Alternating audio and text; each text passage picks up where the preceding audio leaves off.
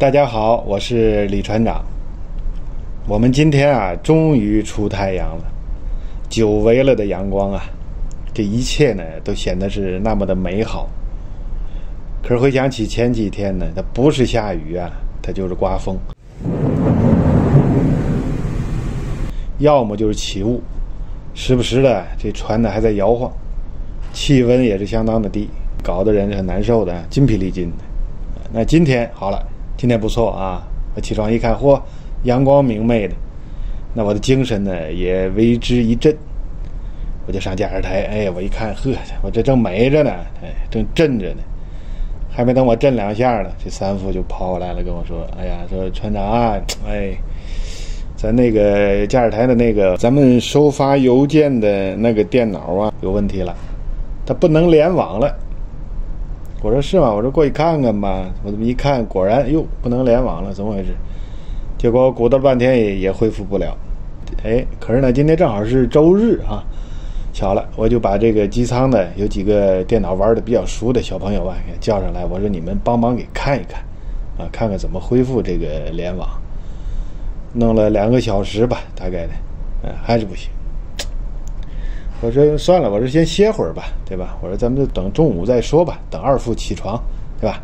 他是负责人嘛，等他起床呢，咱们下午咱们一块集中精力呢，再看看，怎么把这个联网恢复。所以我举这个例子是想说明什么呢？说明2点一个，二副的他的工作时间是中午12点到下午16点，4个小时，再加上凌晨的，就是午夜的0点到凌晨的4点。4个小时，一共是8个小时，这是他的二副的工作时间。那第二个呢，就是说船上的电脑，工作电脑这些的维护像定期的更新杀毒这些个工作呢，都是属于二副的职责范围。当然了，二副的最主要的工作核心呢，还是说海图航线这个航仪图书资料这部分你比如说吧，咱们拿航线来说，我们来看下边的这个例子。比如说这次我们从北美开出来，刚开出来的时候天气还是不错的。有一天呢，正好是下午，大家看我们船正在航行着呢，对吧？正好有位网友朋友呢跟我说：“船长，我喜欢看缩时录影，能不能在节目中多播放一点缩时录影呢？”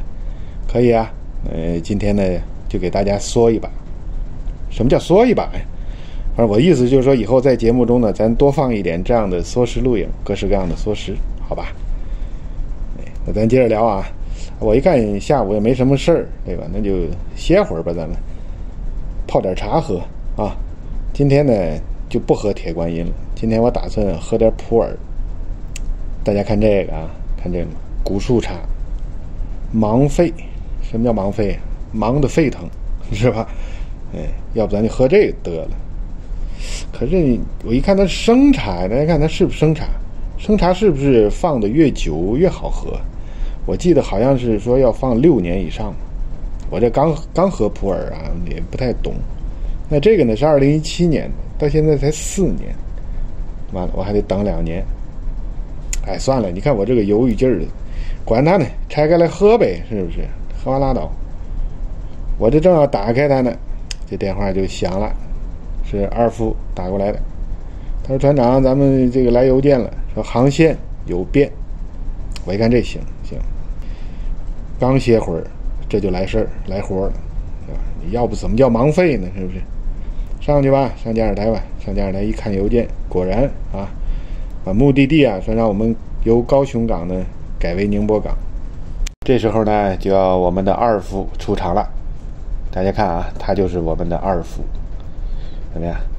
看上去羞答答的羞答答的玫瑰静悄悄的开，静悄悄的绽放着。对了，这里需要说明2点第一个呢，这些镜头是我补拍的，因为当时忙着工作嘛，也不可能去拍它补的。第二个呢，凡是在我节目中出现的，就是露脸的，都是经过他们同意的。我事先呢征求过他们意见，我说我的镜头中有可能有你你同意不同意？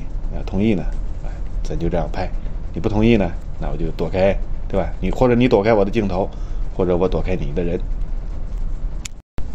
哎，咱们言归正传啊，这个二副啊就开始忙活了，他就把原来的目的港高雄啊给取消，对吧？改成宁波，然后呢重新设计航路，这里面设置转向点啊等等等等啊，最后呢完成了，就我审核就可以了。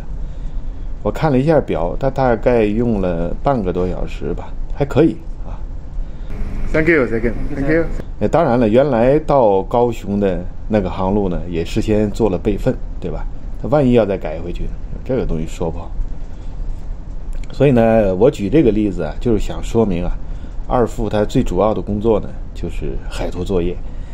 那以前呢都是在纸海图上完成的，那现在就方便多了啊，是在这个电子海图上，也就是 EGDIS。大家看这个就是电子海图 EGDIS。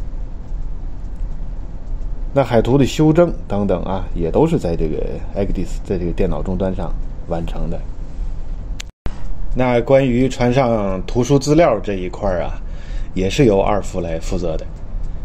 现在大部分的船上呢还是用纸版的啊，这个图书资料。那修正还有改正的这些呢，也是用传统的方式来进行的。但是我认为早晚啊，就图书资料这部分啊，也改成电子版，对吧？你别不信。所以呢，你要想做好二副这个职务呢，这个电脑的操作水平你一定要提高，对吧？别老去打游戏去，对不对？没用。船上有一整套的这个通讯设备啊，我们叫 GMDSS。那关于这个呢，我往期的节目有过介绍。它的标题是海上遇险报警必须要及时，挺有意思，大家呢可以去翻看一下啊。那么这套设备它的每天的每周测试啊，以及它的记录，另外还有航海仪器它的使用保养啊，这个运行小时数啊，故障报修等等的，这些呢也都是二副来负责的。还有呢，船上的医院，对吧？我以前的节目也介绍过，就是有关船上医院和药品。那同样，这些药品管理的负责人呢，也是二副。这样算起来的话呢，二副的工作量也是不小啊。那么船在靠离码头的时候，二副干什么呢？他呢是在船尾啊来负责指挥的。大副是在船头，对吧？三副呢在驾驶台，他们的这个分工不同。我们也看到了啊，由于二副工作时间的特性啊，他的工作时间呢是在下午和凌晨，对吧？也就是说他经常出没在这个时间段，基本上呢都是人们的休息时间了。那午休呢，有的船长，大部分船长都是午休，像我这样这个不午休的不多，是吧？凌晨更别说了，大家都在休息，都在睡觉。那这时候呢，就要求二副啊，他要有独当一面的能力，并且呢有很强的责任心，对吧？你想大家都睡觉了，就你一个人在值班，那你相对你得到的监督就少，是不是？所以呢，你的责任心一定要强，对吧？另外呢，二副他的工作场所呢，主要是在驾驶台啊，工作内容呢也是围绕着这个电子海图啊、航海仪器啊这些比较精密的电子设备，所以就要求二副啊，他要对电子产品这个软硬件呢都要有一定的敏感度。一般来说呢，二副啊是由资深的驾驶员来担任的，他呢是由三副直接升任的，是中间啊是不需要经过任何考试的。那有的国家规定呢，那你三副要做1年，你就有资格做二副。那有的国家规定呢是1年半，不一样。但是这个无需参加考试，你就可以做二副，这一点是一样的。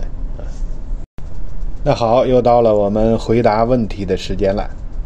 大家看啊，我们船正在摇摆，看出来了吧？正在摇摆。这个呢是我原汁原味的放在这里播放的啊，没有什么缩时。